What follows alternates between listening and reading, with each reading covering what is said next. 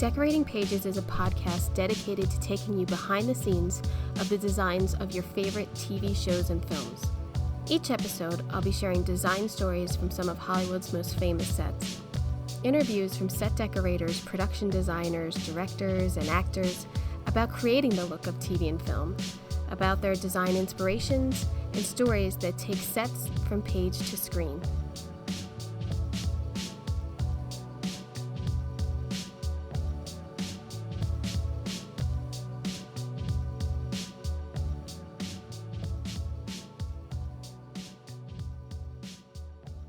Hello, and welcome to Decorating Pages. I am your host, Kim Wanup, and wow, did you like you some Frank Rich last week?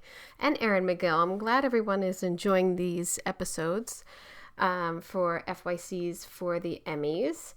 And the week before that, we had Rocco Matteo for Rabbit Hole, and Emmy voting starts this week. Yes, so if you are an Emmy voter, it starts the 15th through the 26th. And if you aren't an Emmy voter, this is why you are being overrun with for-year considerations on every billboard in Los Angeles. It's so crazy. I talked about that last week of if any other city, it's like your healthcare, local sandwich shops, whatnot. Here, it's all about TV and or film, depending what time of year it is. But this week, I have production designer Jamie McCall for the show, the second season of Schmigadoon. And then tomorrow, yes, a double episode. You are getting the production designer Patrick Howe and set decorator Rich Murray from Only Murders in the Building. And I had a fabulous time talking with them because I had never met them and they were super nice. And if I was in New York, they invited me to see their sets. I can't wait. If I was there, I'd run right over because I love that show. Writer strike still going on, people. Yep. Director settled. The actors are next. Who knows what's going to happen there? I'm sure they're going to, or if they have not already voted to strike and see what they get. So good luck to them. I was really busy with this podcast this week and doing interviews, so I didn't watch much. Of course, the Jersey Housewives reunion is awesome. Episode 3 is this week, and it's gonna be a hootenanny. And then the start of the OC Housewives, but that was not hot. It was not cool. I don't know. I don't care. I might check out of that. I don't know. I finished up that show, Jury Duty. Production designer Joe Warson. I liked it. It's simple. It's fun. They're like half-hour episodes. It's cute. I mean, it's not going to hurt your brain if you want to check that out. A little reality show about guys signing up to be part of like a documentary series of being on a jury, and turns out it's a TV show. So it's kind of funny. I thought something different. And what else I watched? I started to watch North by Northwest. I love that movie. The design, all the locations, and it's not really a great. If it's sort of like you watch it now and you're like, wait, he didn't question why that chick just banged him on a train. Like I don't know. But I do like that movie, so I hit up some classics this week because all my shows ended. Succession, Barry, Somebody Somewhere. I feel like all of a sudden I got nothing to watch. So, I don't know. I'm not doing The Idol. I don't know. It looks like it's like Vanderpump Rules meets Euphoria or something. I'm not doing it. I don't watch those. I'm not doing it. I can't. Design looks great, I guess. I mean, the snippets I saw of it, the costumes, everything, I just couldn't care less. So, sorry, I'm not watching that one. Unless I talk to the designer or decorator. I think the decorator was Melissa Litch, who I had on here. But not for me. I don't know what else is on. Is anything good that you're watching? I gotta start that Silo. I know that 3-4 people told me to watch it. So I know I gotta start that one. But yeah, I am still watching the Hollywood Reporter doing their roundtables. This week they came out with a comedy actress with people like Natasha Lyonne, Jenna Ortega, Shirley Ralph. Those are good. The Comedy Men one I kind of checked out of. Wasn't as good as the drama guys, I would say. But still interesting if you want to hear the actors talk about their process and things like that. So I enjoy them. I like them. So let's talk about Jamie McCall, who I have had on this podcast before, who I have worked with many times. And our show, The Impeachment of Bill Clinton, was out, American Crime Story, in 2022. God, I felt like we worked on it for like a year and a half or something because of pandemic, and then they waited months to like release it. So feels like it was a very long job, but thankfully it was a long job with Jamie because I do love working with her, and she's a great friend. So I speak with her about the second season of the Apple Plus show Schmigadoon. This second season takes on Broadway musicals like Chicago, Cabaret, Hair, Dreamgirls, Oliver, Sweeney Todd. I mean, there might be another one in there, but I'm not sure. The sets are fantastic. A huge amount of design and builds that went into this show to integrate this comedic story are unbelievable. We also talk about her project that she did last year, Candy, which was a Hulu limited series, a true story of a mother who murdered her neighbor. That's a good one. Jennifer Beal. It's a good one. They have the Love and Death one on HBO now, but I didn't watch it because I already knew the story. Also, check out Jamie's Instagram for some Wide Shot Wednesdays, which we talk about setting up these like hashtags for our work, and then if anybody wants to do them, go ahead. But she's starting Wide Shot Wednesdays to discuss how much of our work isn't seen and how much you should keep it wide. Her Instagram is JAME03, Jamie Walker McCall. So I hope you enjoy.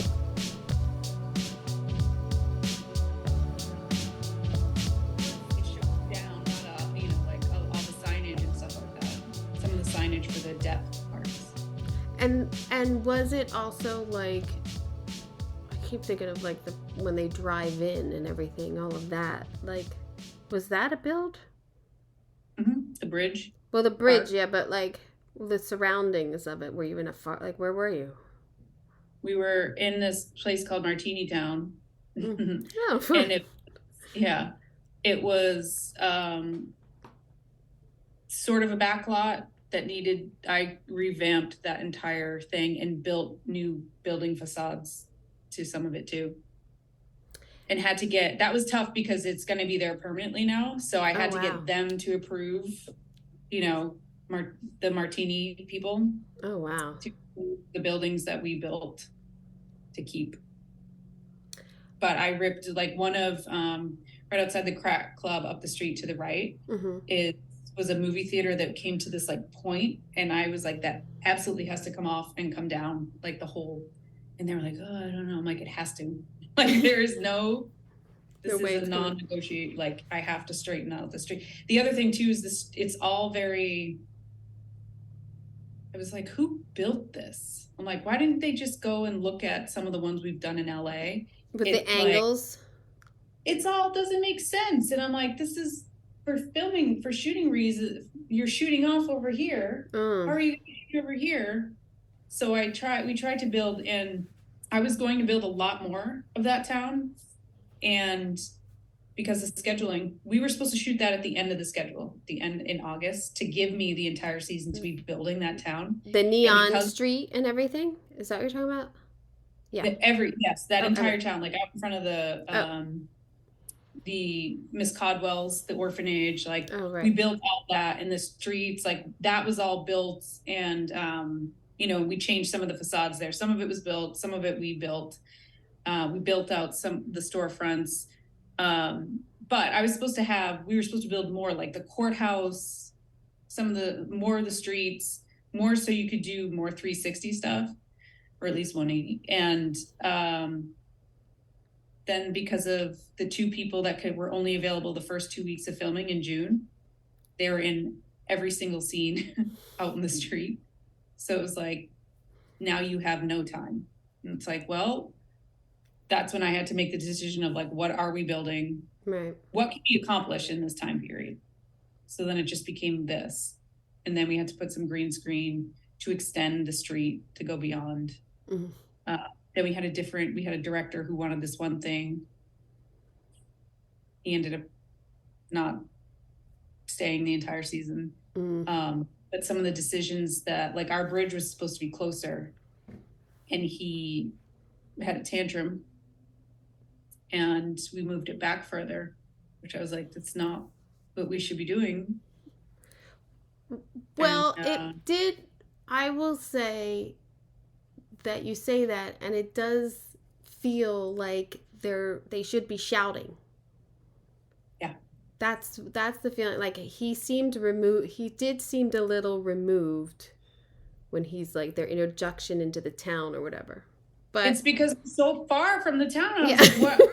Not. And he had a meltdown the day when we were like kind of tech scouting it, where I was like, I need placement on the bridge because we have like they're coming in to lay the tar down. Like, rocks coming in. Everything is coming in for this bridge to be built.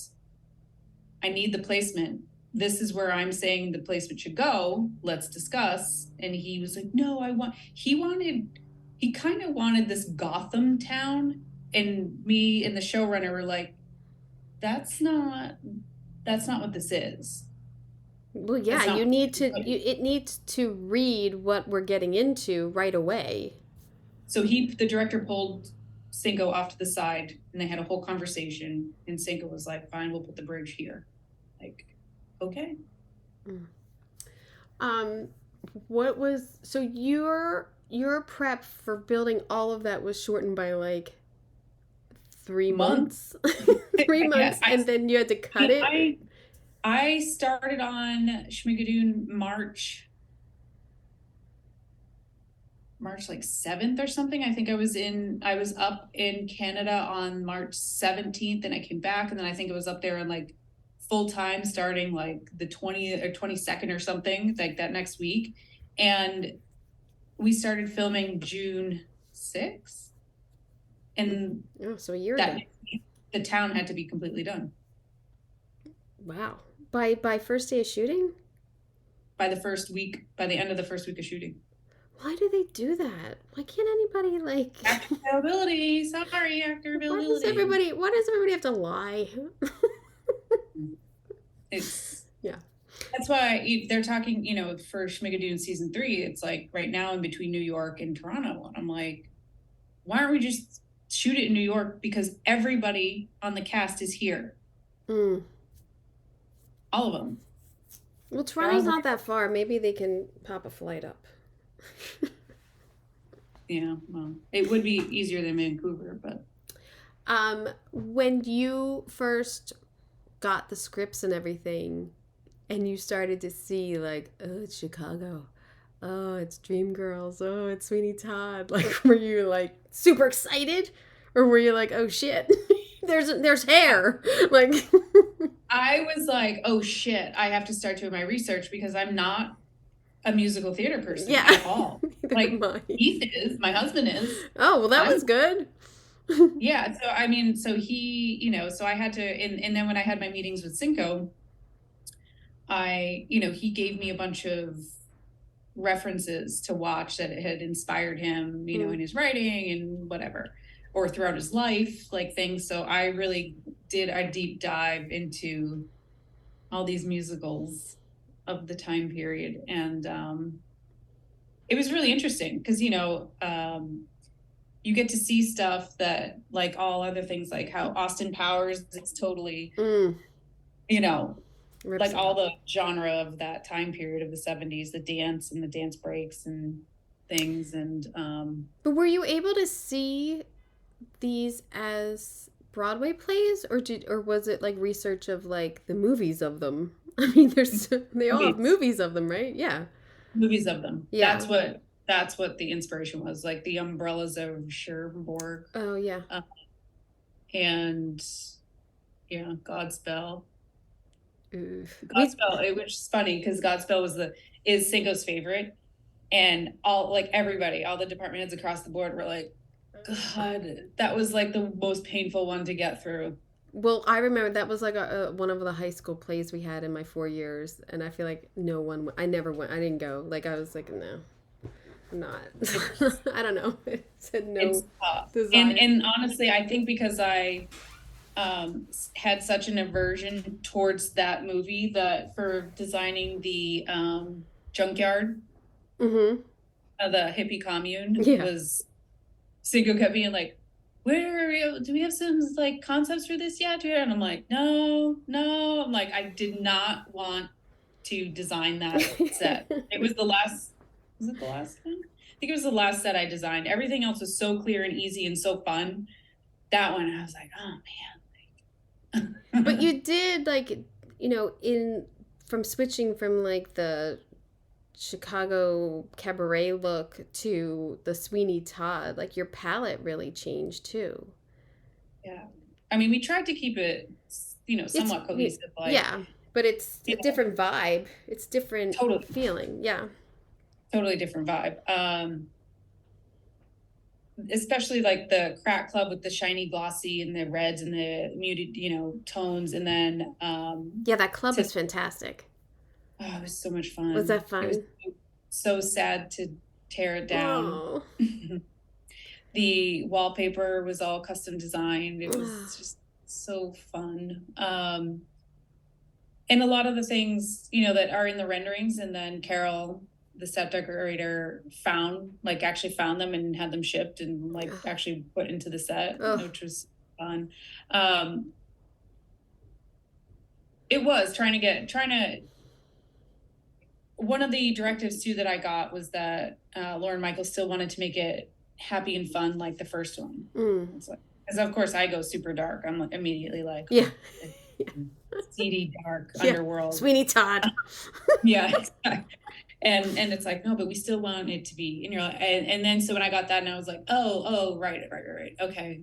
It's so completely different though. It's so completely different from what they achieved in the first season. It's kind of hard. It's like apples and oranges.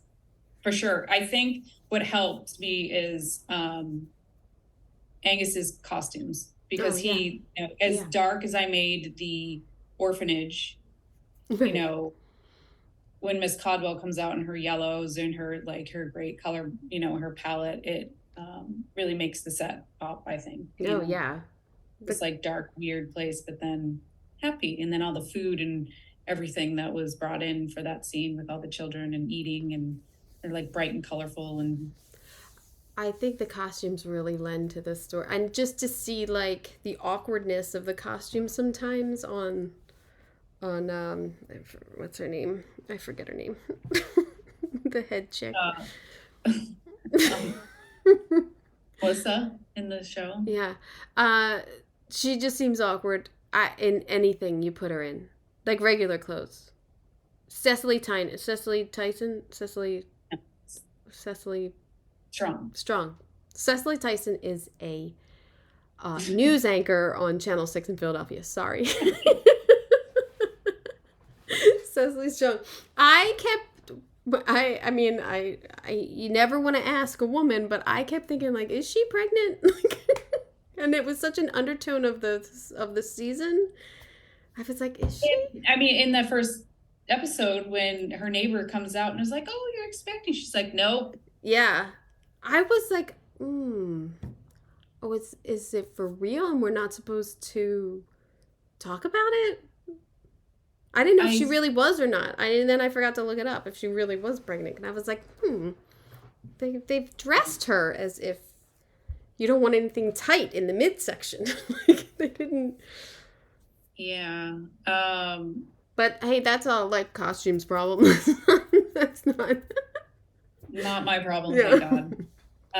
The costumes are amazing, and it was super fun. Once I saw the choreography that was designed, and then because I was designing all the sets prior to knowing any of the songs or I mean, the songs are in the script, but I don't know. Well, that was one of my questions with the choreography. Are they working with the existing sets, or are they asking you to make changes for their songs? Chris Catelli was amazing. Because I was on and designing all the sets, and I am not sure if he was on yet. I don't really know, but he was, I believe, back in New York,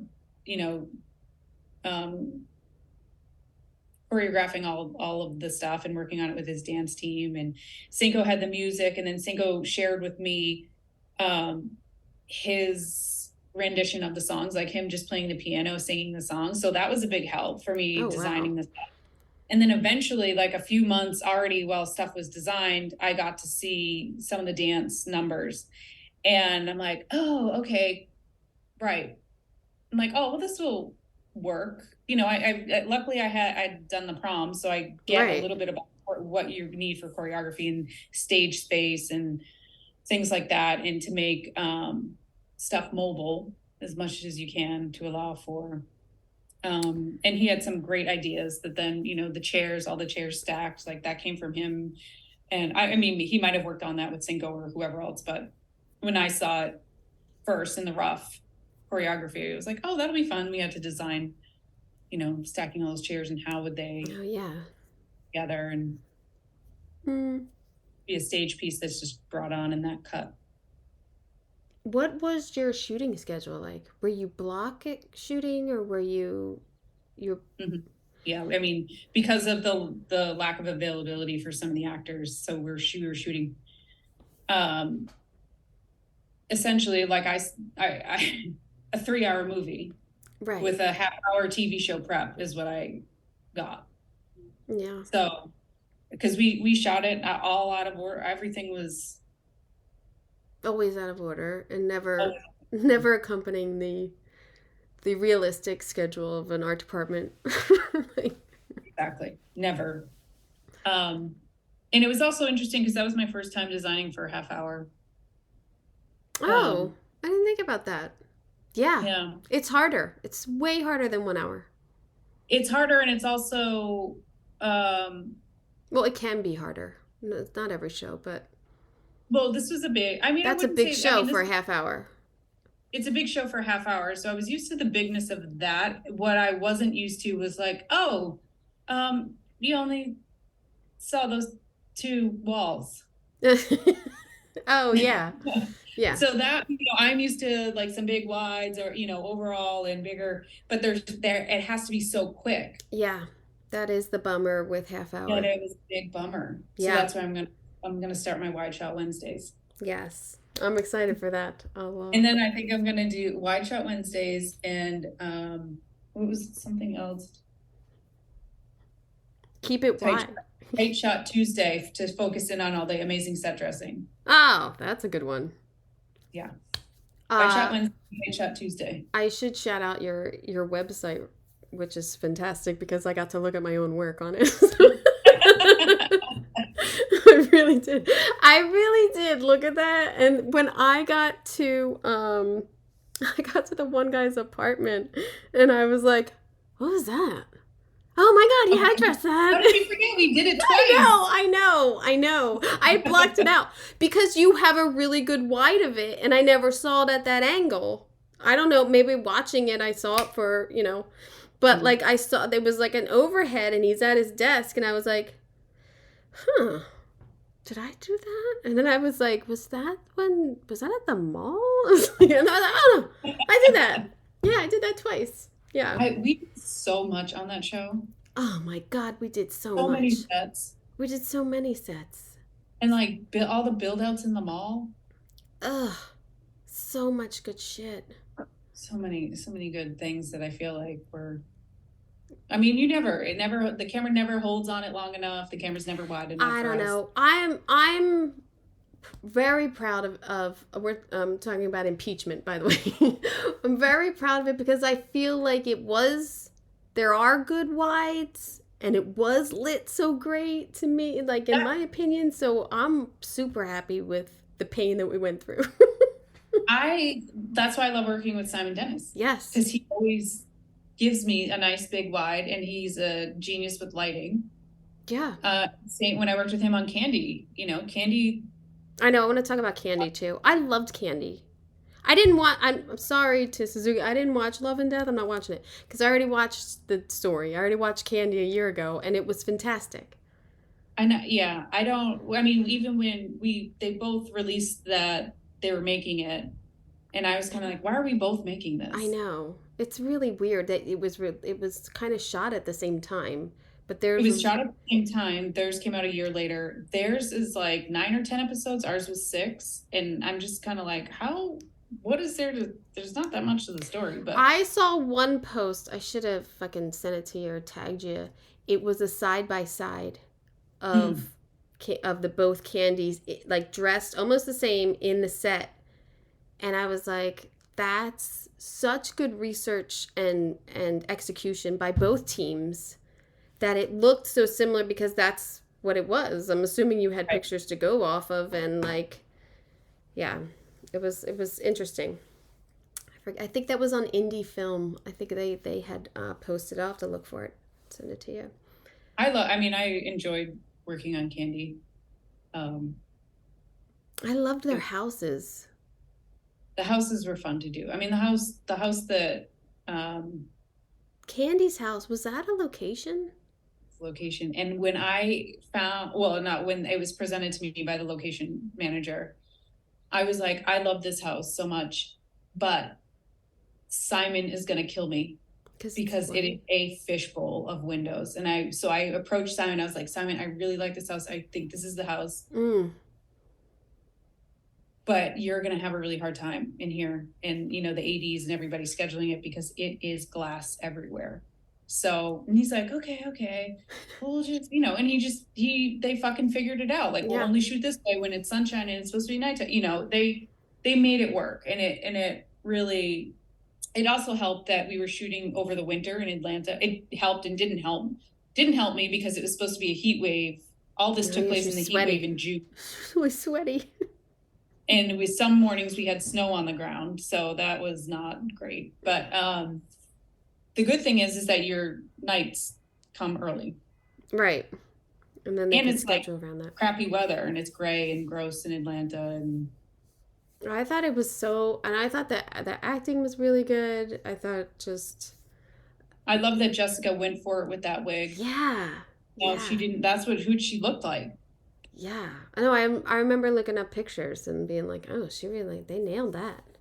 Yeah, that was a good wig. I love Timothy Simons, who plays her husband from Veep. He's such a nice guy and was so good in it.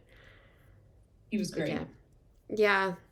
How was it, because you did Candy and you did Schmigadoon on location after being in LA for a while.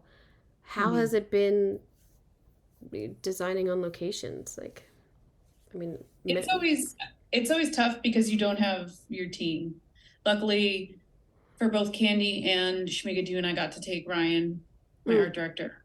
And that helped because you at least have one person that knows your shorthand. Right. And then and especially now that everything's only 6 episodes or, 6 months and not a year. So you're just getting into your rhythm and people are learning your shorthand by the time the show ends, essentially, which stinks. So the good thing is I'm building up crews all around. Yeah. I mean, you've been in New York with Pose before. You're in New York now for the upcoming American Horror Story. Vancouver, Atlanta, you can go anywhere, girl. Go anywhere. No kids, no pets. Yeah. Tell Derek Hill when he wants to retire, you'll take over those worldly jobs. Right. I already told him because when he was debating on not doing the next season or whatever, was like, you better put me up for that. Yeah. He wasn't going to give that up. There's no way. No, he didn't. And of course he was going to do it. Yeah. And then he hopped on, I think he's on the Kevin Costner 4-movie trilogy or whatever. So is Steve Howard and the whole construction and paint team from Impeachment. Yeah, they're all out there. Oh, what a sweet gig for 3 years. Yeah. Just movies back to back with Casey. Awesome. jealous. Yeah. So you had Atlanta in the summer.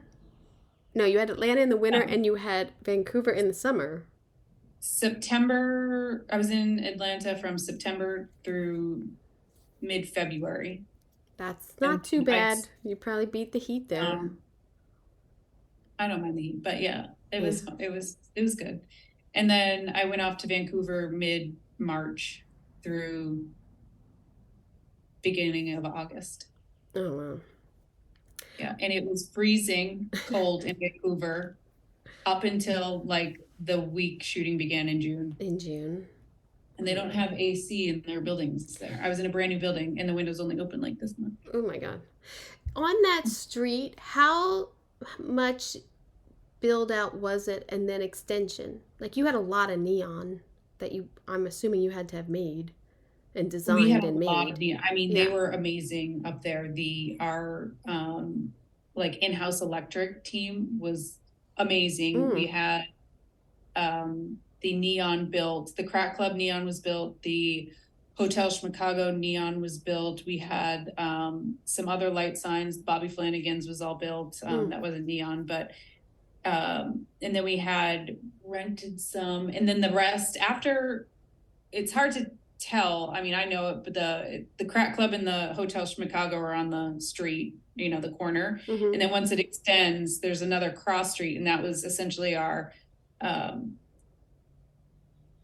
1800s, Miss Codwell and all of that street was the cross there. And then everything that extended beyond Dooley's was set extension. It's seamless. I mean, like as a viewer, like, or as someone looking at it, it's extended, but it looks great. And that's what I worked on. They were nice enough to bring me back in post to work on that for a week with the post team to be like, no, I want this. Like, no, this neon should be down here. Let's have, it say like pianos and this and, something, so they really let me and got me involved with composing that. The other set extension we needed to do was Jenny's loft apartment. It's essentially on the top floor of Hotel Schmigadoon. So that we were going to build, because there was a scene where she's throwing out all the clothes that they cut.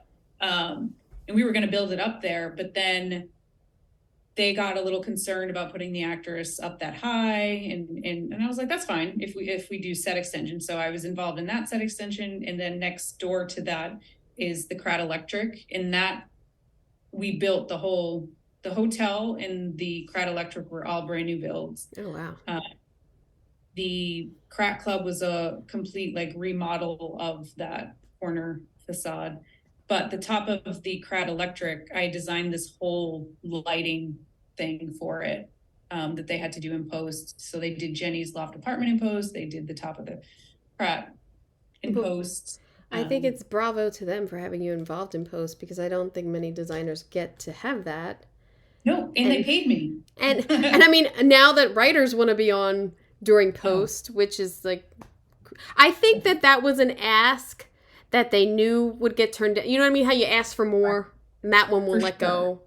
There's no reason to have a writer on during post, unless you're going to reshoot something, and then you would hire a writer anyway. That I don't get. I think that was an ask they knew they'd give up.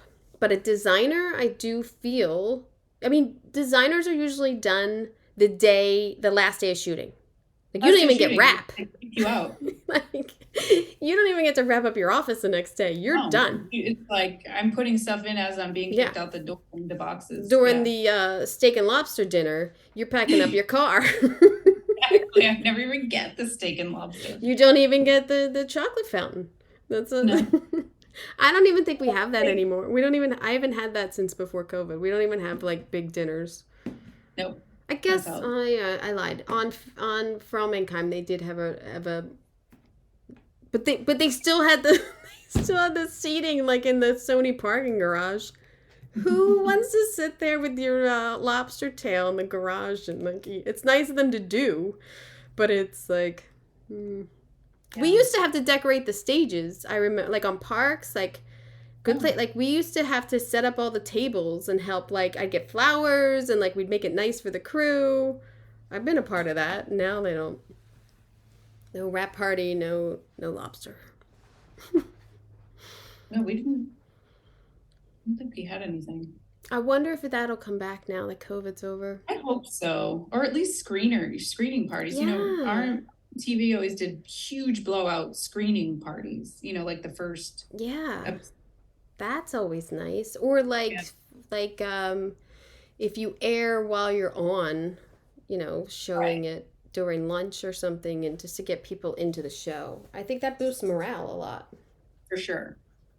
Yeah, definitely. What was your favorite set that you did on Schmigadoon? I think the Crack Club. It was the first thing I designed, and all the back rooms. That was, I think, my favorite set. But I honestly, Kim, I loved designing every single set. Every single set for me was so fun. The butcher shop, and then the butcher shop changeover to the bakery, which we had 5 minutes to do. Of course. The orphanage was so fun because I wanted it to, I always go a little bit darker and weird. I do. I mean, I think it's such a wonderful creative project to have because it's all so creative. They want that. They want it to be like that. I know. That's why I interviewed for the job, and they were also interviewing other people. And when I got the job, I didn't tell them I had zero knowledge of musicals. That's not what I said in my interview. I was hoping they weren't going to ask me. And then I was like, well, maybe that's why they hired me. That, I have the prom, yes, but I don't have a huge theater background. So you'll do it differently. Do you know what I mean? You're not, you haven't, a lot of times I don't like to look at other work because I don't want to subconsciously duplicate it. Right. Exactly. And it just was so fun. And one of my Wide Shot Wednesdays that I have to put up is that, and I know it's hard in the editing process and the filming, the shooting process for DPs and everybody, but the face that's on top of the stage that you never see it. Oh, I was going to say, I don't. Never saw it. Even when the chandelier comes down and crushes Krat. I know. I love all the lighting. Never seen. And it is so heartbreaking because Ryan and I sat when we were working together still in LA before I'd gone to Vancouver and before he got up there, we were sitting side by side like two nerds, and I'm like, no, and so he starts actually sketching out this face, and it went through so many funny, because Cinco wanted something that was similar to the Tunnel of Love head. Oh yeah. And so we were like, okay, cool. So I came up with the stage idea with the lips, and we were going to have it all 3D, protruding out into the stage, and then we put the lights on it, and we had this face that was a cross between Rocky Horror Picture Show face, Marilyn Monroe. Oh, and God. And so he's sketching it out, and it went through this horrific first pass with teeth. It's so scary.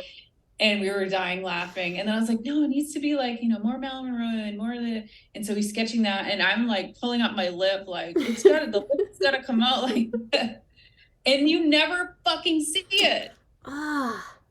So that's why I really got to showcase that in yes, and stuff, just to get it out there, because the team then and people would go crazy for that. People want to see it, it's such a following of the show. People would love to see that. No, I have to really stop doing my job now and get back to my. I can't with the social media. I can't. Obviously, you were amazing at it. I hired someone. No. I hired someone who I just had to kind of let go during the strike, because I was like, I can't pay you. I haven't worked. I can't pay you. Sorry, I'm gonna have to do it myself. So you will see a sharp decline now because she was done June 1st. So. No, but it's still a job. I still have to interact with her. I still have to give her my list of who I'm interviewing, what we talked about. But it's still a job. But then I was doing blogs for everyone. No one looks on my website. It's I forget it. It's too much work. I can't do it. I can't.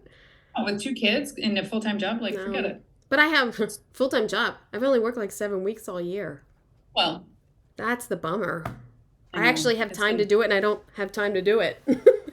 No, it's just a lot. And then I feel I'm so bad at it too, because I get in my head about like, am I just being like overly like, does anybody even want to look at this? Like, am I just being like, no, people do. People, no, I think fans want to look at it, but I think I love to look at other people's work and see like, oh, they posted that. Oh, that was cool. Oh, like behind the scene like this. I love to watch. I think anyone in our community, loves to see it all. Especially when I do post it, I'll tag your union in it, because like the detail that Carol and Amber put into those sets, and they would come to me with fucking storylines for like all these background dancers and all their things. Oh my God. Like, she like really wants to go and live in Paris, so she has all these postcards in there. She writes to herself. Like they came up with like all these background stories, and I was like amazed at what they were doing. Oh God.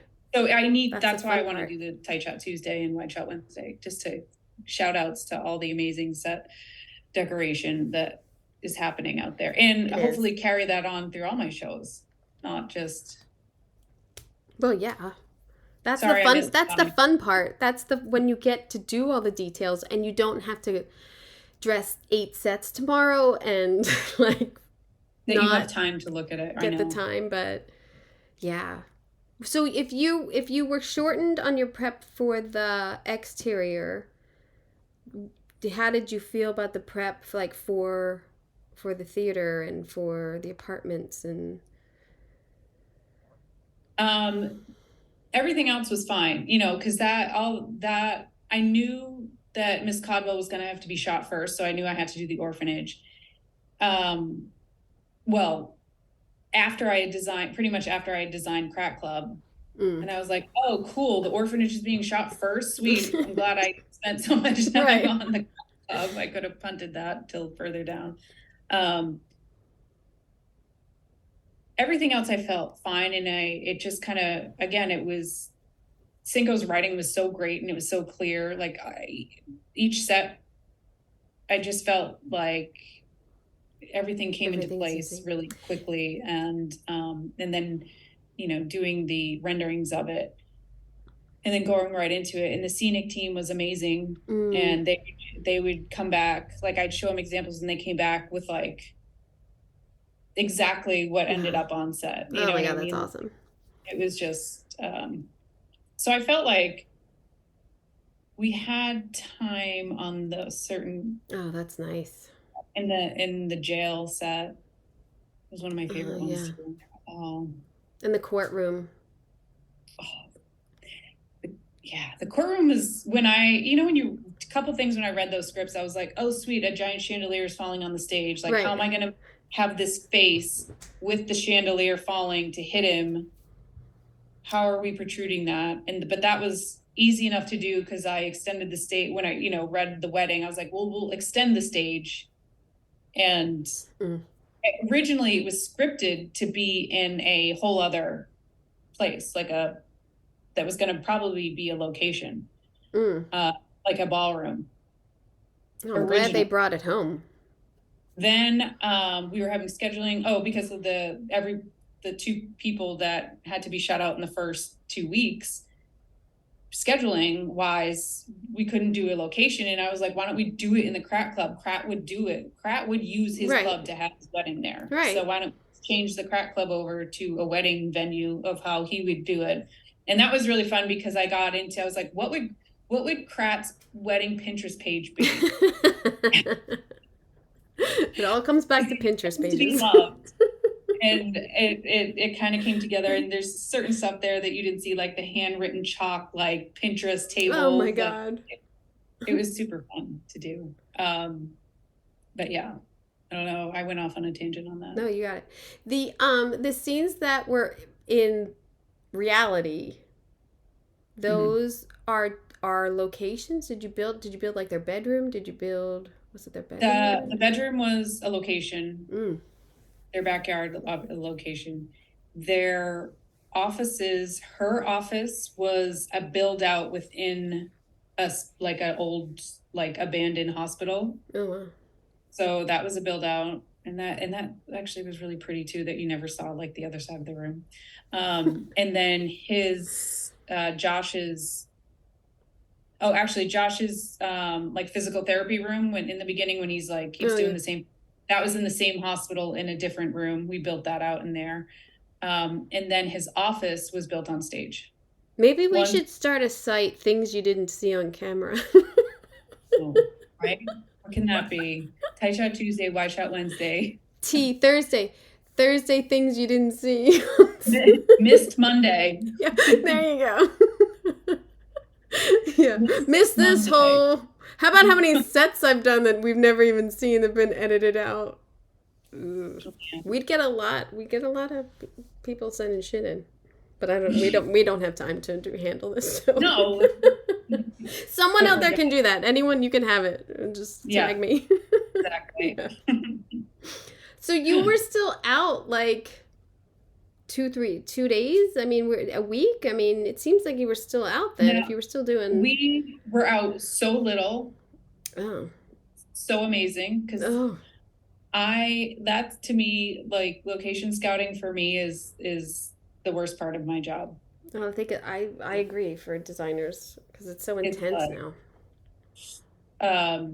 So we were out very little. I mean, it was... But you had changeovers on set, so it's not like you can relax. No. Yeah, no. I know. We had a Bobby Flanagan. I had 3 stages worth of sets there. And it's such sad. They're all gone. Like, it's not like it comes back. Like, it's not like it's really sad when I look at it, because I've separated all on my phone into like the Schmigadoon folder, and it's like my day one there where all the stages are empty. Yeah. And then it's like, and then, construction sent me pictures of the stages again when everything was like in piles and done. You're like, so I know you have a tab on your website too, behind the scenes, where you show like the progress of construction and everything, which is awesome and sad at the same time. I know. And I know it seems like so wasteful, but we recycle a lot of it. Oh yeah, sure. It all is recycled. Sure we do. Half of it's in my house or my garage. I never get it because all that happens after. And see, you miss out on all the like, oh, just dump it all now. I don't get anything from a show. I'm not there during the fire sale. Do I have anything back? Oh yeah, I have the candy jar. I have a candy jar back there from the Oval Office. From impeachment or from impeachment? Impeachment. From impeachment. I know. I got a lot of White House shit.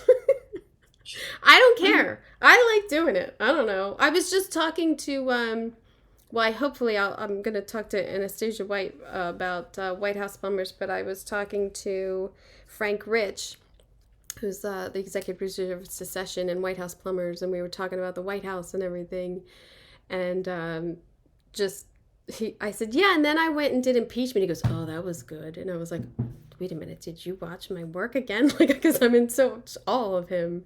And he was like, oh, you had to dive into like all the Clinton stuff. And I was like, yeah. And then we went like talking about Monica, and he'd met her once, and he's like, yeah, another White House. I go, I don't care. I like doing it. Like, I don't care. Did I tell you how I was up for... I didn't get the job with... Francois Audi got it or whatever, right? Yeah, and the location manager who I worked with on Versace reached out to me. He's doing that, Robert Bowles. And he was like, the production designer wants me to find where you shot the... what is it? The courthouse. What was it? The house? The grand jury. Oh. And I can't find it. He's like, I think it's a build. And I was like, you are correct. It was a build. Sorry. Gigantic build. It was a build. So that was to toot our own horns there. Yeah. That was a good one. In fact, I just looked at that was another one that had to be built in 5 minutes. Yeah. And remember I couldn't find the light. I couldn't find the lighting in time, and I was really disappointed in myself. Of like the scale of the lighting is wrong in my world, and like like a 2.5-week build. And remember, it was like beginning of June, and I was like, you guys need to make a decision right now if we're building this or it's a location, because we have no time if it's playing on this day. I gotta say, the biggest FU on that show has to be the cafeteria. Oh. That, we spent so much time and money on that cafeteria. And it's like, I mean, they do a couple wides, I get it, but I don't get it for the amount of story. They didn't have to place it there. Like, even if it really happened there, like, I don't get it why we spent all this making a huge cafeteria. And then, and go back to it or use it more than once, at least. Like, I had to buy all those tables. I had to buy all those chairs. Like, I could not find the quantity. Yeah, it was a freaking Chase Bank that we to renovate. You renovated a whole building. Yeah, a whole Chase Bank. For like maybe 4 minutes of screen time. Maybe. It's crazy. That was crazy. All that lighting. It's crazy. I don't remember. We went in there and it was like Chase had moved out, and it was some of the ceiling was like ripped down, and it used to be my bank because I used to live over by Fox. That was my Washington Mutual. Oh yeah. I was there many times. Yeah, the bank had moved out. They had ripped it all apart. Kind of like, I don't know why they were there. Half the floor was gone. It was, that was insane. Can you guys build a cafeteria in here? Sure. I just remember Patrick and I walking in, and the whole space is, Patrick, my lead man, and the whole space is like in ruins, and we're like, what? What are they going to do here?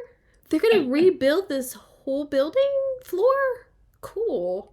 How many tables I have to get? But that actually, like, once I found the source, it actually was really easy. And we had gotten a bunch of cafeteria stuff from Vice.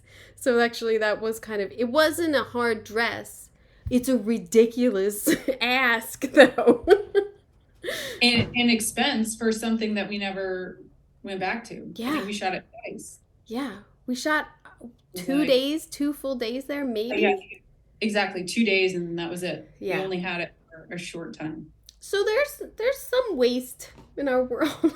I don't know where all those tables went. I think one of the prop houses got them, so that's not wasteful. Yeah, they're being reused. Yeah. Well, I hope Schmigadoon 3 is as good as Schmigadoon 2. If that ever happens.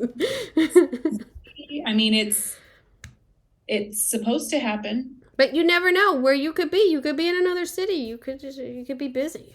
I mean, timing and everything, that's always goes into it. But I really loved working on it. It was such a creative, freedom and collaborative process with Cinco, and it just is a lot of fun. I think too, what's great about it is you didn't have to recreate anything from season 1. It's all your designs, and it's a whole new show, basically. Well, and I'm not turning my nose up at anybody, whatever, but that doesn't interest me. I don't, I've had job offers where it's like, oh, season 2. And I'm like, unless the season is completely different, I don't want to do it, because then I'm just taking over someone else's work. And I don't enjoy doing that. Yeah. So it's not saying I never will do it. It's just, it's like attractive. Right now. For All Mankind, it was like, oh, we're 10 years later. It's all new sets. I don't have to replay. I don't have to do this and that. So I like it. It's like a whole new show. Because we all want to be creative in our own way. Yeah. We don't want to take on someone else's. I've taken over many shows. I respect a lot of decorating and everything. So I get it both ways, but it's always nice to do your own. There's no buts about it. And then you're not like stuck doing some, we're still carrying that thing that was established in season 1. Yeah. Kind of. And it's more creative freedom. Mm-hmm. Plus, you had a completely different scenario. Like it wasn't even the same topic. It wasn't even the same shows. It was fantastic. Completely new, and it was almost all stage set builds. Yeah, all like built. What a dream. Yeah. Like it was my dream job. Like everything was built on stage. I love building.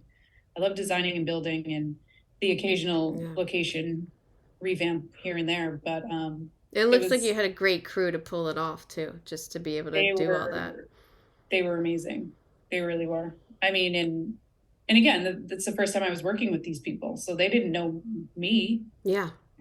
I interviewed most of them while I was in LA, and they were up in Vancouver. And I did get to meet with Carol, the set decorator, when I was in Vancouver doing the first location scout for Martini Town, the backlot. And she was gracious enough to meet with me, and she had done season 1. Oh, and fun. So I was like, oh my gosh, I really want you to do this. Yeah. Her portfolio and everything, she's like, I would be such a huge help to have somebody from season 1 and just all the carryover. And she kind of was like, I'll let you know. And I was like, God, I hope she says yeah. And thank God she did. And it was pretty, please. Yeah. And I really lucked out with the construction coordinator, Mike McCall, and his team. They were just so on it and fun, and just, that Canadian get it done, chill demeanor, like, oh yeah, okay, yeah. Yeah, okay. And I'm like, are you gonna freak out yet? And they're like, no, okay. I don't know if I trust that. It's the Canadian way. They're very okay. Well, congrats on the season. It's fantastic. It was so much fun. I'm glad it hopefully came across on screen. Oh, yeah, definitely. It's a fun show. I mean, if you're into it, it's a fun watch. And right. And especially even if you're not into musicals, I think it's a fun. Yeah. It's fun. You get it. Josh isn't into musicals. That's when I watched it to prepare for my interview, when I watched because I'm not really into it. So I kept seeing it on Apple, but I didn't click on it. And then when I watched it for the interview, I was like, oh, I love this. This is great. Like, Josh is literally, some of Josh's lines are things I have said to Heath. Yeah. I think I got through maybe 2 episodes of the first season because I'm not into it either. Mm-hmm. But in watching it, and even in season 1, just like looking through sets and stuff to see the creativity and the costumes, and like, because there's not anything else like it really on. That's what's so great about it too. By the way, we talked for about 45 minutes before I started the interview, just talking about life and, working, and she is in New York now, working on the upcoming American Horror Stories with Kim Kardashian. So I don't know when that air date will be, but I'll probably love to talk to her again about her work. And I think it's also interesting to hear about a designer who keeps, getting the work and traveling. She was in Vancouver for Schmigadoon, in New York now. She's done Pose in New York. She did Candy in Atlanta, I believe. So, the career of a production designer can give you many opportunities to travel if you're into it, and as a set decorator. But yeah, I have said many times, no one ever asked me to leave the city till I couldn't. So I don't know. But I'm right now, if a show came up out of town, I might have to take it. I think a lot of us are in the take it zone, not in the I don't know if I want to do that zone. I think everybody kind of wants to work. So I will be talking to you tomorrow because, again, I have production designer Patrick Howe and set decorator Rich Murray talking about Only Murders in the Building. Next week, I have Helena Swab talking about the 2nd season of Perry Mason. I also have Jonah Markowitz talking about George and Tammy, that limited series. My God, those sets are amazing. All amazing sets. And once again, if I haven't said it, Emmy voting starts on the 15th through the 26th. I hope you got an earful. I'm Kim Monop for Decorating Pages.